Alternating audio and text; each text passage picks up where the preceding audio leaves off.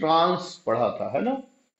और cis trans हमने ये भी पढ़ा था कि हम तभी बता सकते हैं सिस ट्रांस जब द्विबंध से जुड़े दोनों कार्बन परमाणुओं पर कम से कम एक एक समूह एक जैसा हो।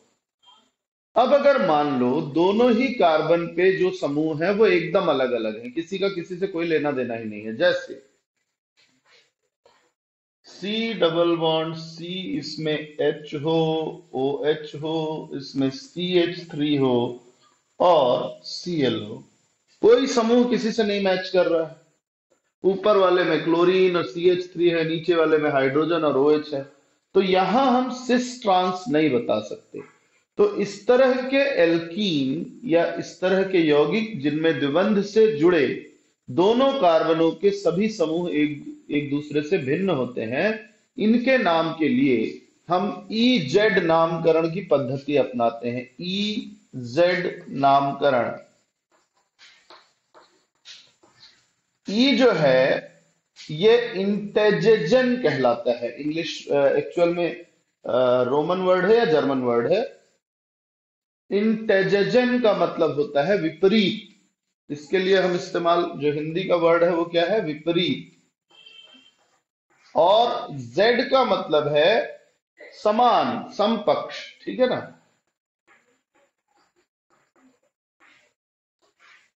तो EZ नामकरण करते समय हमको दो बातों का कुछ एक नियम है जिसका ध्यान रखना है, जिसको हम कहते हैं कॉन इंगोल्ड प्रीलॉग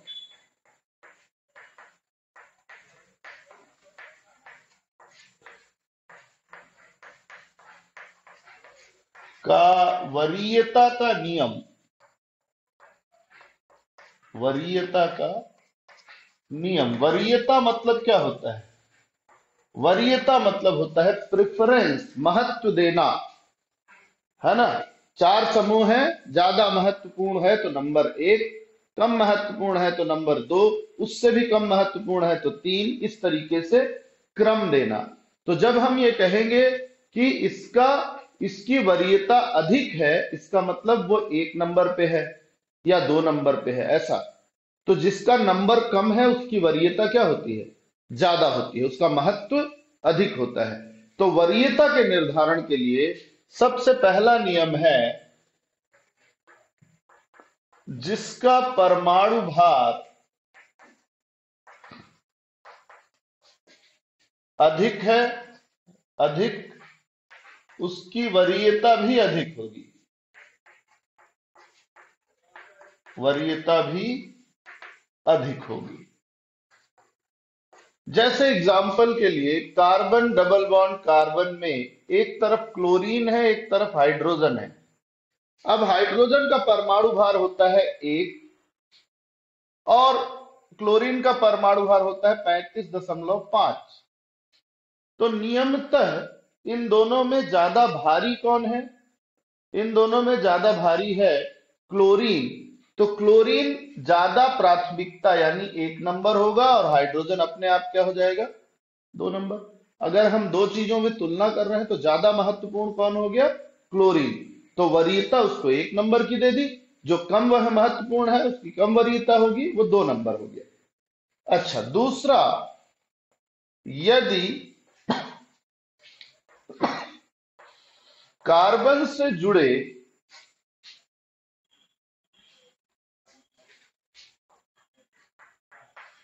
दो समूहों या ज्यादा भी हो, दो समूहों के प्रथम परमाणु समान हो,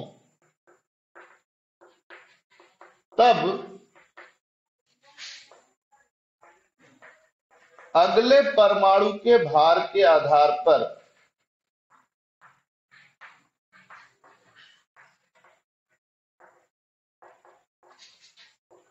वरीयता दी जाती है।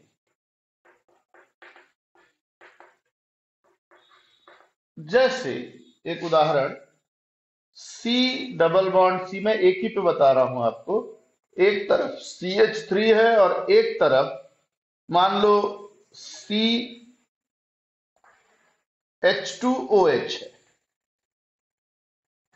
तो दोनों में समूह पहले वाले में पहला जो बंध बनाने वाला परमाणु है वो कार्बन है, इधर वाले में भी बंध बनाने वाला परमाणु कार्बन है। तो दोनों में पहला परमाणु कार्बन है, तो कौन ज्यादा महत्वपूर्ण है नहीं बता सकते। तो अगले परमाणु की ओर जाइए। इस कार्बन का अगला परमाणु हाइड्रोजन है, 3 जगह हाइड्रोजन है। तो इधर देखो तो भी हाइड्रोजन, इधर हाइड्रोजन, इधर हाइड्रोजन। इसमें 2 हाइड्रोजन है और एक क्या है, ऑक्सीजन है। तो मेथिल समूह का कार्बन के बाद जो अगला परमाणु है वो हाइड्रोजन है, जबकि आपका CH2OH में कार्बन के तुरंत बाद जो परमाणु है वो ऑक्सीजन है। तो ऑक्सीजन ज्यादा भारी है। ऑक्सीजन भारी होने के कारण हम इसको पहला समूह प्राथमिकता देंगे और इसको दूसरी। तो ऐसे ही आपको करना है कि अगर पहला समान हो गया तो दूसरे परमाणु को देख लो, अगर दूसरा भी समान है तो तीसरे को देख लो।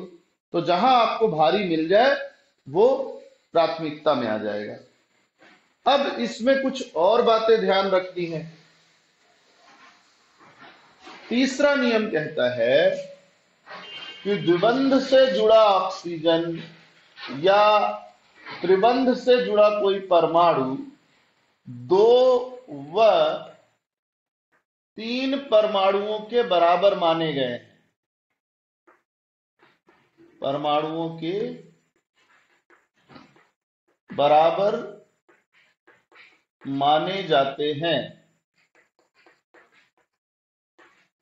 जैसे C डबल बॉन्ड C, इस तरफ मान लो CH2OH है और इस तरफ CHO है, एल्डिहाइड का समूह है। तो इसमें अगर हम ध्यान से देखें, इसी स्ट्रक्चर को ओपन कर रहा हूं मैं, तो ये है CHHOH और ये है C डबल बॉन्ड OH।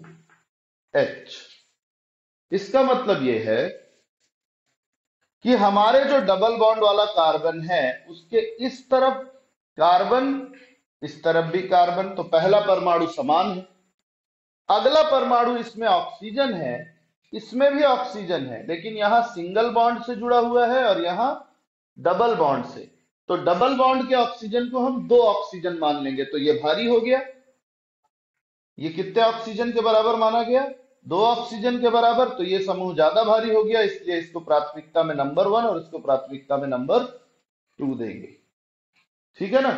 तो इसी तरीके से और प्राथमिकताएं 3, 4 का भी निर्धारण किया जा सकता है, तरीका यही है।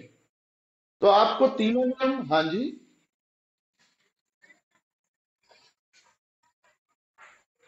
बेटा, आपके यहां नेटवर्क की दिक्कत, उसके लिए कुछ नहीं कर सकता, मैं तीसरा नियम रिपीट कर रहा हूं, ठीक है ना। अगर मान लो कि कार्बन के साथ अगला परमाणु एक जैसा है और उससे अगला परमाणु जो है वो सिंगल बॉन्ड से जुड़ा हुआ है, एक बंध से जुड़ा ऑक्सीजन है OH में, देखो कार्बन सिंगल बॉन्ड OH, तो सिंगल बॉन्ड से जुड़ा हुआ है मतलब एक ही माना जाएगा।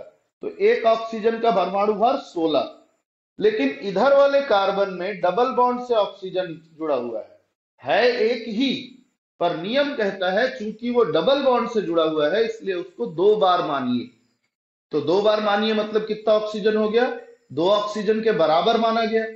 तो एक ऑक्सीजन की तुलना में 2 ऑक्सीजन ज्यादा भारी होगा, तो जो ज्यादा भारी है उसको ज्यादा महत्व देंगे, तो वो 1 नंबर हो गया और दूसरा वाला 2 नंबर। ठीक है ना। ऐसा हमेशा नहीं होगा, लेकिन जब भी ऐसी परिस्थिति आए आपको इन नियमों का ध्यान रखना है। अब मैं आपको उदाहरण देता हूं, कुछ सरल उदाहरण देंगे। कुछ ये सब जो है नीट और जेईई जब पढ़ते हैं बच्चे, उनके लिए ज्यादा ध्यान देने का रहता है। बीएससी फर्स्ट ईयर में भी ये दिया हुआ है अच्छे से। तो चलिए EZ नामकरण के बारे में हम बात करते हैं। EZ नामकरण कहता है पहला कि द्विबंधित कार्बन परमाणुओं से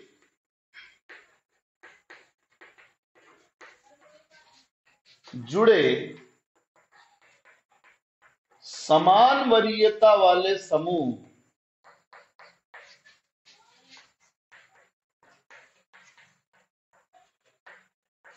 यदि एक तल में हो तो उन्हें Z कहा जाता है, Z से दर्शाते हैं। दूसरा, द्विबंधित कार्बन परमाणु से जुड़े समान वरीयता वाले समूह यदि विपरीत तल में हो तो उन्हें E से प्रदर्शित किया जाता है। For example, carbon double bond carbon HCH3OH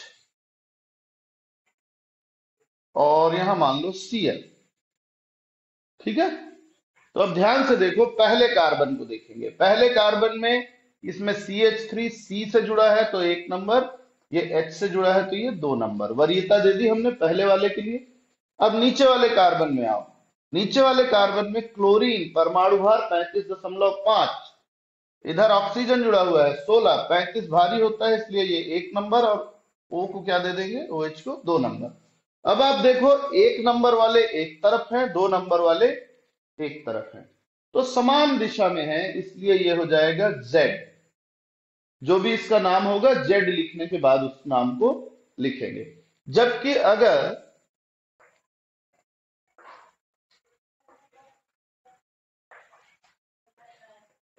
OH इधर और Cl इधर हो जाए तो वरीयता 1 2 1 2 2 और 1, यानी समान वरीयता वाले विपरीत दिशा में, असमान वरीयता वाले एक ओर हैं, तो इसका नाम हम E से दर्शाएंगे। तो EZ नामकरण में परमाणु समान नहीं हो सकते। ये तभी इस्तेमाल किया जाता है जब दोनों द्विबंधित कार्बन से जुड़े सभी समूह अलग अलग होते हैं। ऐसे में अगर समान वरीयता वाले समूह एक तल में आए तो Z, और अगर विपरीत तल में आए तो E नाम प्रदर्शित किया जाता है। यह है EZ नामकरण। एक और है, आपके उदाहरण में मैं आपको देता हूं, जैसे 1 ब्रोमो 1 क्लोरो 2 आइडोप्रोपीन। एक और उदाहरण ले लीजिए, 1 ब्रोमो 1 क्लोरो 2 आइडोप्रोपीन। ये लो। अब यहां वरीयता निकालें तो ये H से नहीं जुड़ा हुआ, बंध दिख बस रहा है ना। ये जुड़ता किससे है, कार्बन से। कार्बन का परमाणु भार 12, आयोडीन का परमाणु भार 100 से ज्यादा होता है, तो ये ज्यादा भारी है इसलिए ये 1, और ये जो है आपका 2 नंबर। ऊपर वाले क्लोरीन और ब्रोमीन में ब्रोमीन ज्यादा भारी है इसलिए 1, क्लोरीन हल्का है इसलिए 2। तो जुड़े हुए परमाणुओं में या समूहों में जो ज्यादा भारी होगा पहला परमाणु, उसको 1, और जो हल्का होगा उसको 2। तो ये हो गया आपका। अब देखो, 1 और 2 आमने सामने है, विपरीत वरीयता वाले क्या है, आमने सामने, ये होगा E। तो इसका नाम हो जाएगा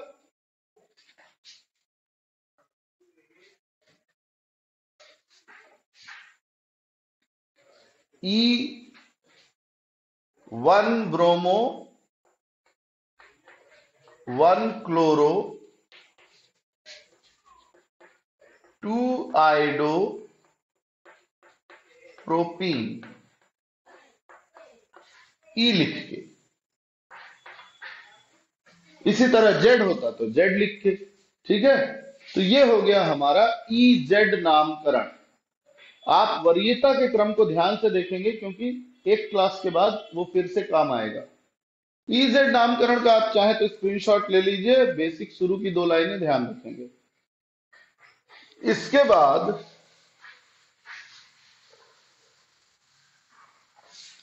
ज्यामितीय समावयवता का तीसरा रूप, पहला था सिस ट्रांस, दूसरा था EZ, तीसरा है सिन एनटी। ये ऑक्सिम में दर्शाया जाता है, पहली बात। ऑक्सिम में दर्शाया जाता है। ऑक्सिम क्या होते हैं? जब हम किसी एल्डिहाइड या कीटोन की क्रिया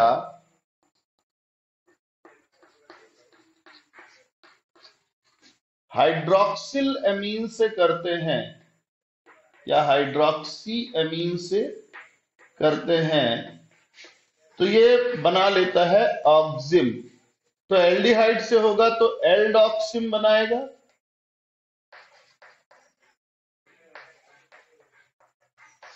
और अगर कीटोन से है तो ये क्या बनाएगा? कीटॉक्सिम।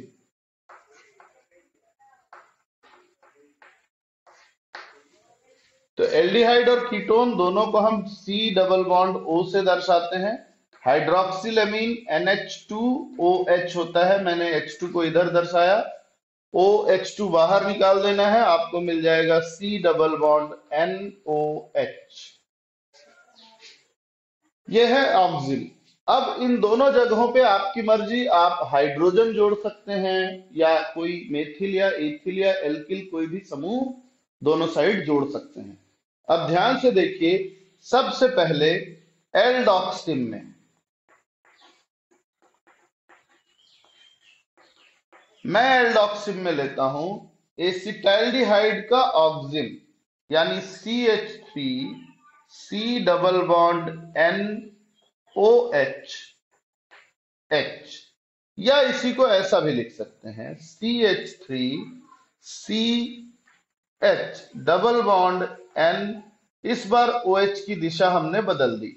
त्रिविम समावयवताओं में दिशाओं का ही महत्व होता है।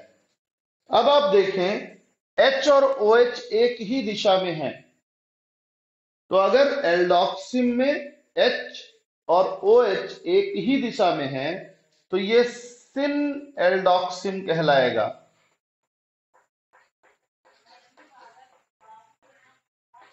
और अगर H और OH विपरीत दिशा में है तब ये एंटी एल्डोक्सिम कहलाएगा।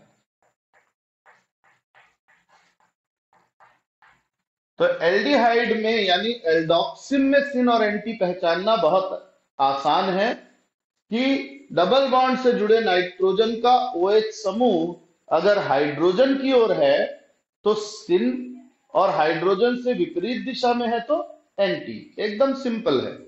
लेकिन यही बात कीटॉक्सिम में मुश्किल डाल देती है। हम देखते हैं कीटॉक्सिम में कैसे जानेंगे।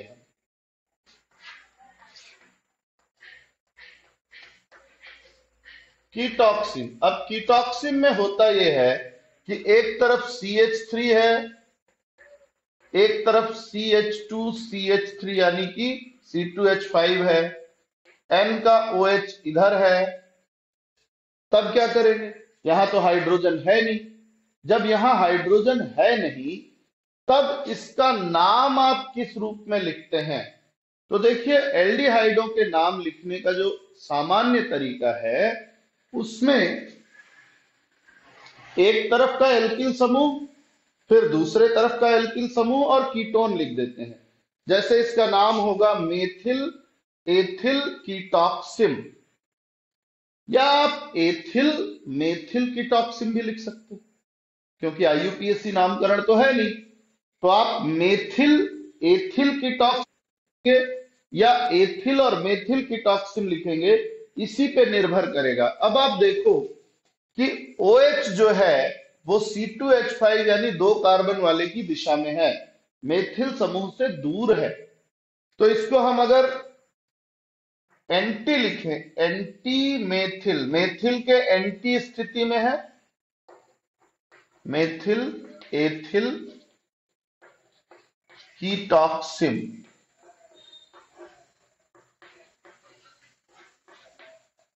या अगर आप एथिल को पहले लिखते हैं तो ये तो एथिल के साइड है, तो ये हो जाएगा सिन एथिल मेथिल कीटॉक्सिम।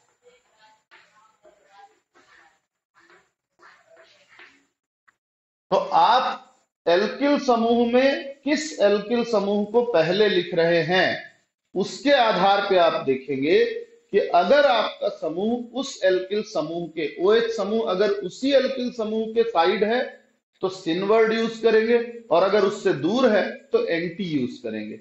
जैसे मेथिल को अगर हम पहले लिख रहे हैं तो मेथिल से दूर है OH, दूसरी दिशा में है, तो एंटी वर्ड लगाया, एंटी मेथिल है, एंटी मेथिल एथिल कीटॉक्सिन है। लेकिन अगर मैं एथिल पहले लिख रहा हूं तो OH समूह एथिल के साथ है, इसलिए लिखा जाएगा सिन एथिल मेथिल कीटॉक्सिन। ठीक है, तो ये कीटॉक्सिन हो गया। तो ज्यामितीय समावयवता हमारी यहां पे समाप्त होती है। तो ज्यामितीय समावयवता में 3 रूप, सिस ट्रांस, इजेड, सिन एंटी, तीनों आपने पढ़ा उदाहरण के साथ। अब आप पढ़ेंगे संरूपण।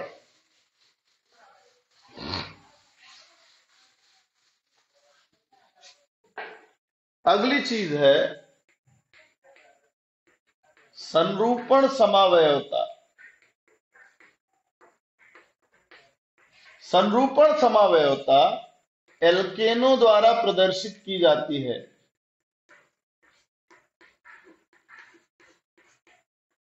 यानी कि कार्बन कार्बन डबल बॉन्ड और ट्रिपल बॉन्ड वाले इसको नहीं दर्शाएंगे, सिर्फ सिंगल बॉन्ड वाले दर्शाएंगे। और वो क्यों दर्शाएंगे? क्योंकि कार्बन परमाणु एकल बंध के अक्ष पर मुक्त घूर्णन कर सकता है, मुक्त घूर्णन कर सकता है।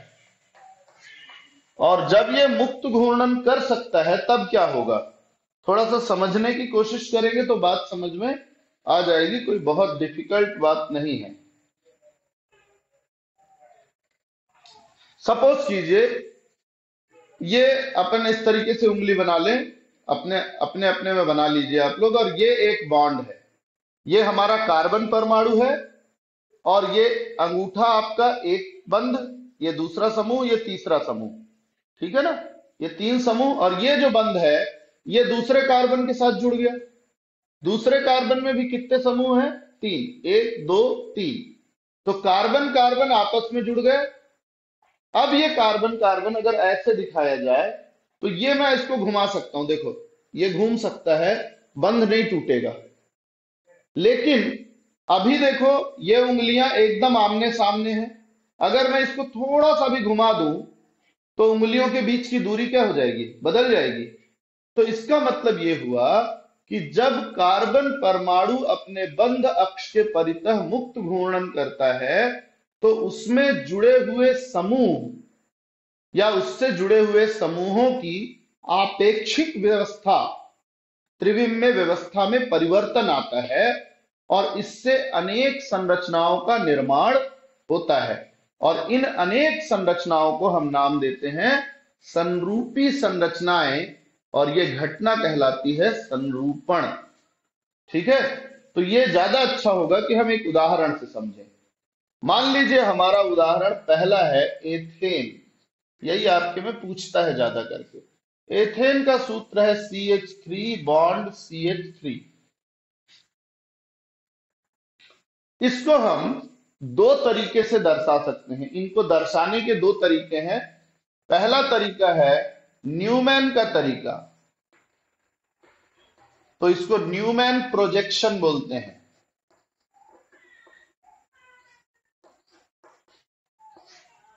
न्यूमैन ने कहा कि आप एक लाइन खींचिए, इसमें आपके दोनों पॉइंट जो कार्बन है उल्टा वाई बनाइए, उल्टा वाई। तो या तो आप पहले उल्टा वाई बना लीजिए, ये बनाया हमने एक वाई। अब ये बीच का कार्बन है, इससे जुड़े 3 समूह A B C, एक थोड़ी दूरी पर एक और उल्टा वाई बना लीजिए, ऐसा बना लीजिए। मैं सीधा वाई और उल्टा वाई बना रहा हूं, ठीक है ना, एक उल्टा वाई और एक सीधा वाई। इससे जुड़े समूह हैं, इन दोनों को बीच से जोड़ दीजिए। अब ये CD या EFG 4 अलग अलग समूह हैं, 3 अलग अलग, ABC सॉरी DEF।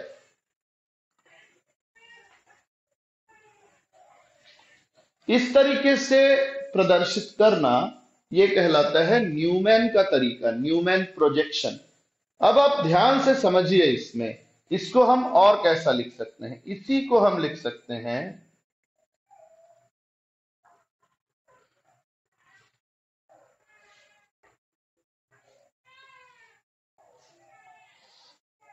ए, इसको एबीसी ही मानते हैं, चलिए आगे।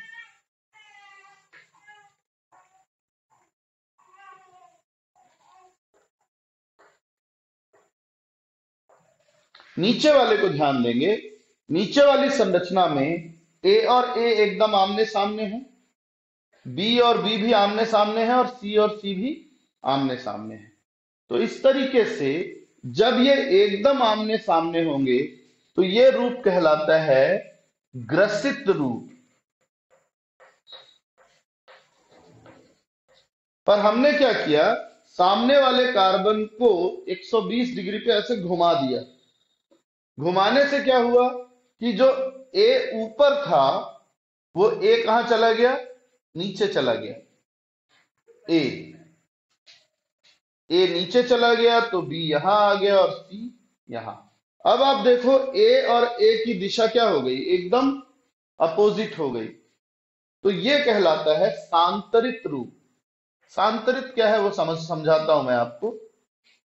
इस तरीके में थोड़ा कठिनाई होती है देखने में, तो हमने दूसरा प्रोजेक्शन लिया, साहार्स का प्रोजेक्शन। साहार्स प्रोजेक्शन, साहार्स ने कहा कि दोनों कार्बन परमाणुओं को आप कैसे मानेंगे, जैसे ये डस्टर है, न्यूमैन ने कैसे दर्शाया, ऐसे दर्शाया, एक कार्बन इधर है एक कार्बन इधर है, देखो ये लाइन।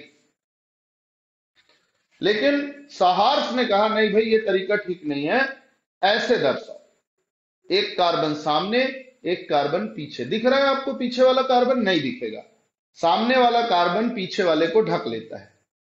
अब अगर सामने से मैं कहूं समूह जुड़े हुए हैं तो कैसे जुड़ेंगे, सामने वाले से ऐसे जुड़ेगा, साइड में जुड़ेगा और इधर जुड़ेगा।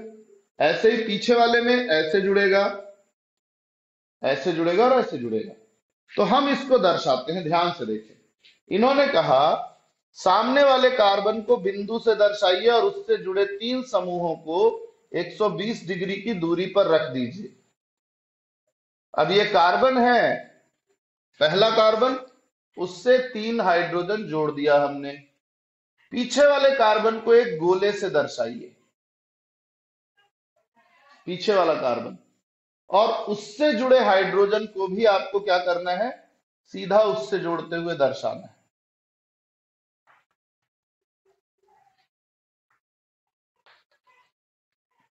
अभी की स्थिति आप देखें तो अभी की व्यवस्था इस तरीके से है कि पीछे के तीनों हाइड्रोजन और सामने के तीनों हाइड्रोजन आपको साफ साफ दिखाई दे रहे हैं। दिख रहे हैं ना, पीछे के कार्बन से जुड़े 3 हाइड्रोजन 1 2 3, और सामने के 3 हाइड्रोजन 1 2 3, आपको 6 हाइड्रोजन साफ साफ दिख रहे हैं। तो ये कहलाता है सांतरित रूप। अब एक काम कीजिए, सामने वाले कार्बन को ज्यों का त्यों रहने दीजिए, पीछे वाले कार्बन को पकड़िए और घुमा दीजिए, ठीक है ना, 60 डिग्री।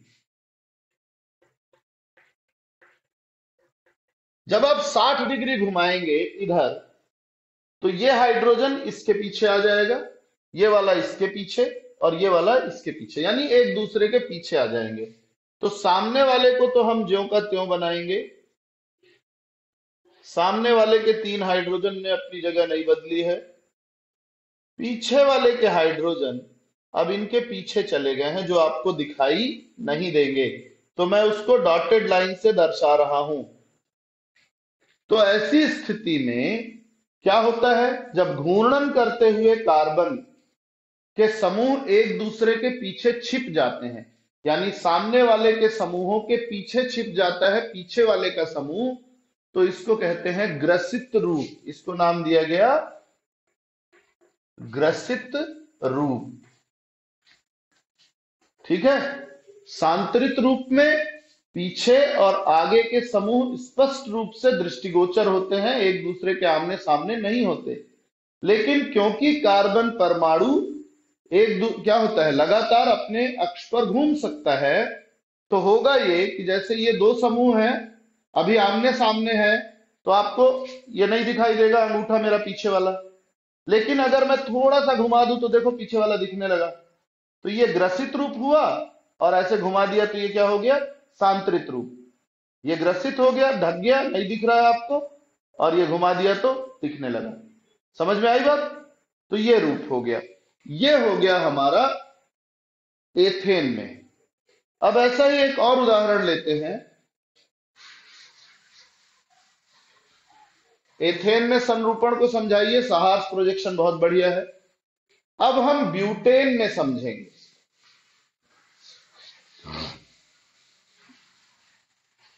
दूसरा उदाहरण है ब्यूटेन।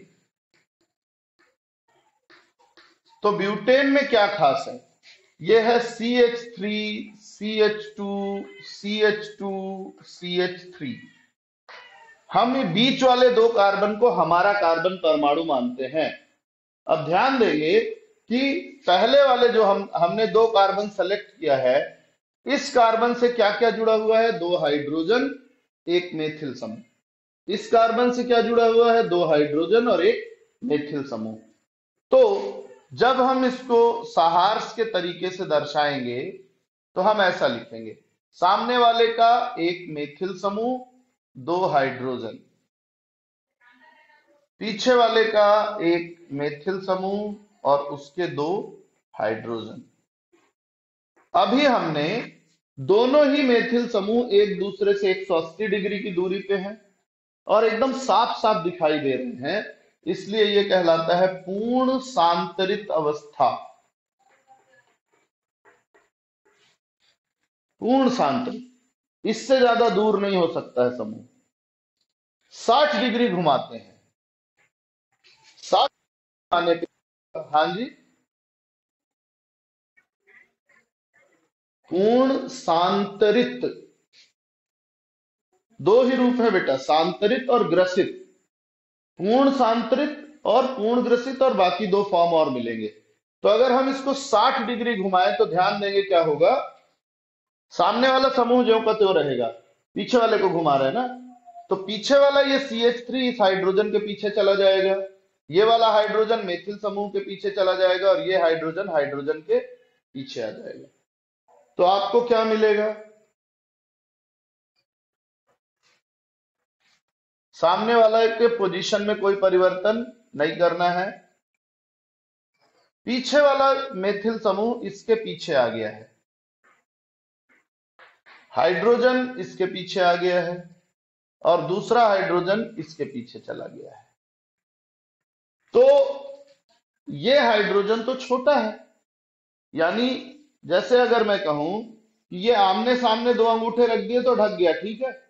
लेकिन अगर पीछे का समूह थोड़ा बड़ा है तो क्या सामने वाला पूरा ढक पाएगा? नहीं ढक पाएगा ना। देखो ये पीछे अंगूठा अंगूठा है तो ढक गया, पर अंगूठे की जगह अगर मैं एक बड़ा समूह ले लूं, ये लो, ढका क्या? नहीं ढक पाया। तो हाइड्रोजन का परमाणु छोटा है, मेथिल समूह बड़ा है, ढक नहीं पाएगा पूरा। कोशिश करेगा ढकने की लेकिन पूरा नहीं ढक पाएगा। तो इसको हम ग्रसित रूप तो नाम देंगे, लेकिन पूरी तरह से ग्रसित नहीं है, आधा ग्रसित है। 60 डिग्री और घुमाइए तो ये मेथिल समूह अपनी जगह छोड़ के फिर यहां बीच में आ जाएगा, हाइड्रोजन पीछे से निकल के बीच में आ जाएगा, ये हाइड्रोजन भी पीछे से निकल के यहां आ जाएगा। सामने वाले की पोजीशन में कोई अंतर नहीं करेंगे हम। सामने वाला ऊपर CH3 था, यहाँ हाइड्रोजन, यहाँ हाइड्रोजन। अब पीछे वाले का मेथिल समूह यहां आ गया, इसको लिख देंगे, ये यहां आ गया और ये यहां आ गया। ठीक बात है। 60 डिग्री और घुमाइए तो ये क्या है, सांतरित है। ये कौन सा रूप है, फैला हुआ रूप, सांतरित। लेकिन पूरी तरह से नहीं। पूरी तरह से क्यों नहीं? क्योंकि दो मेथिल समूह जो बड़े समूह है अब वो नजदीक आ गए, है ना, एकदम दूर नहीं है। यहां क्या था, एकदम दूर है, तो ये पूर्ण सांतरित था। यहां दूर तो है लेकिन एकदम दूर नहीं है। अब 60 डिग्री और घुमाएंगे तो मेथिल मेथिल के पीछे, हाइड्रोजन हाइड्रोजन के पीछे, और ये हाइड्रोजन भी हाइड्रोजन के पीछे आ जाएगा।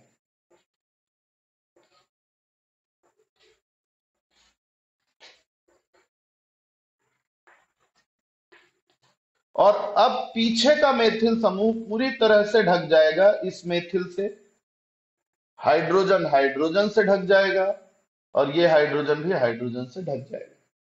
तो मेथिल समूह के पीछे मेथिल चला गया तो पूरी तरह से ढक गया। इसको कहेंगे पूर्ण ग्रसित रूप।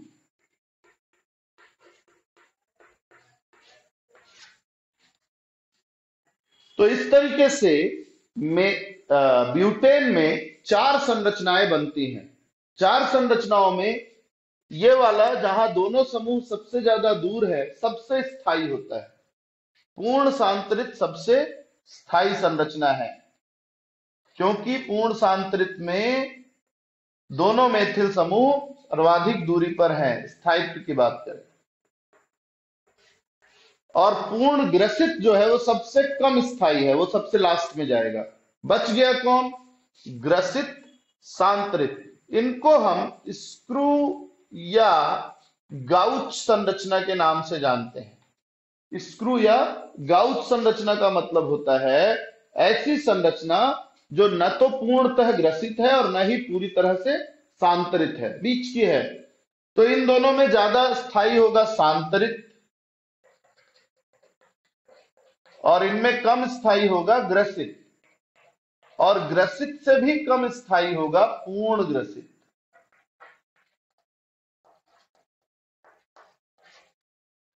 तो 4 संरचनाएं, ये हो गया आपका मेथिल समूह में ब्यूटेन में संरूपण। तो यहां तक अच्छी तरह तैयार